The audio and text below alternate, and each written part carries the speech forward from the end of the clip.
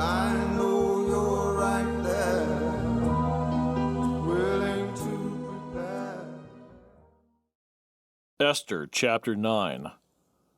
Now in the 12th month, that is, the month of Adar, on the 13th day, the time came for the king's command and his decree to be executed. On the day that the enemies of the Jews had hoped to overpower them, the opposite occurred, in that the Jews themselves overpowered those who hated them.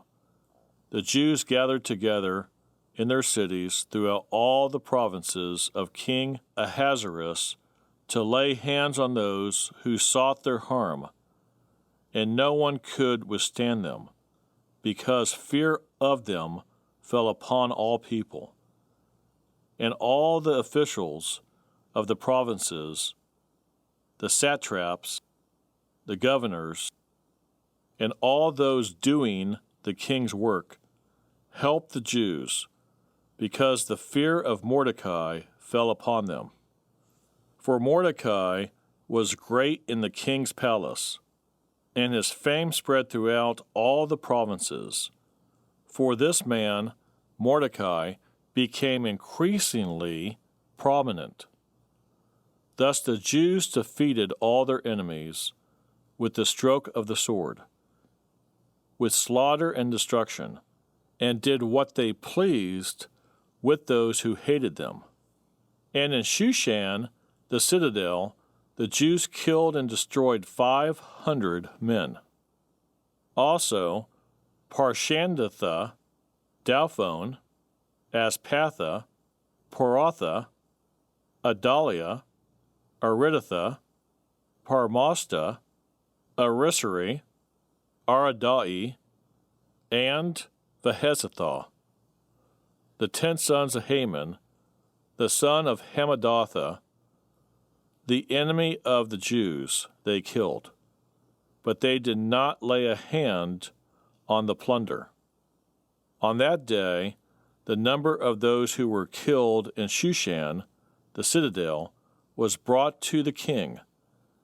And the king said to Queen Esther, "The Jews have killed and destroyed 500 men in Shushan, the citadel, and the 10 sons of Haman. What have they done in the rest of the king's provinces? Now, what is your petition?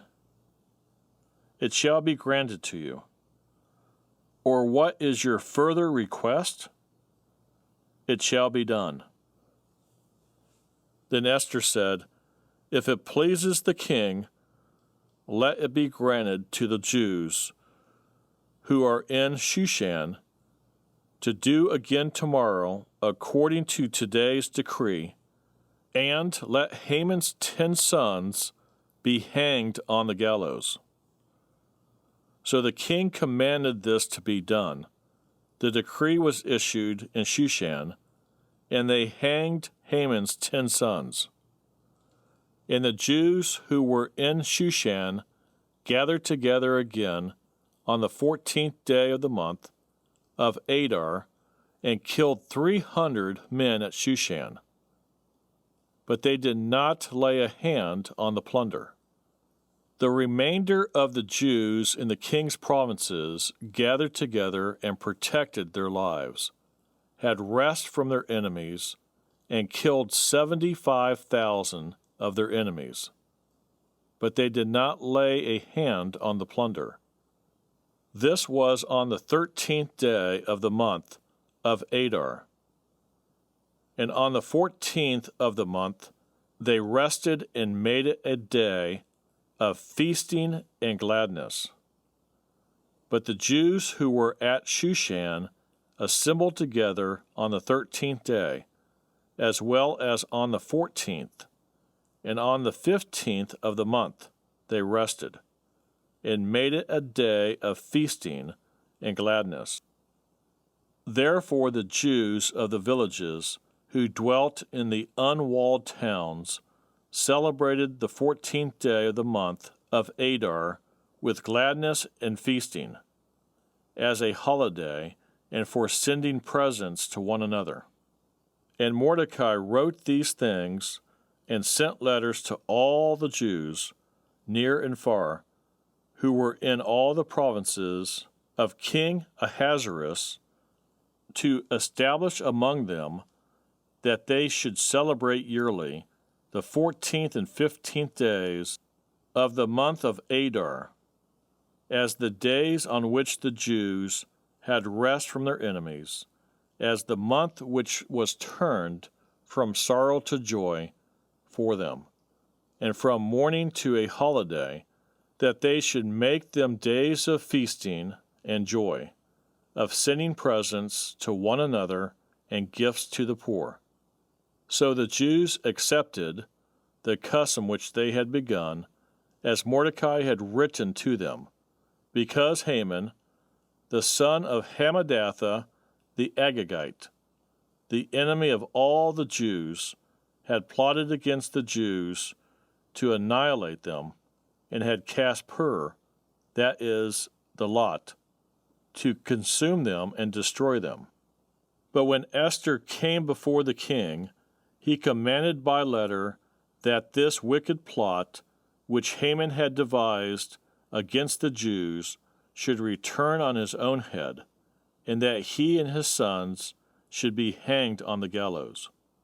So they called these days Purim, after the name Pur.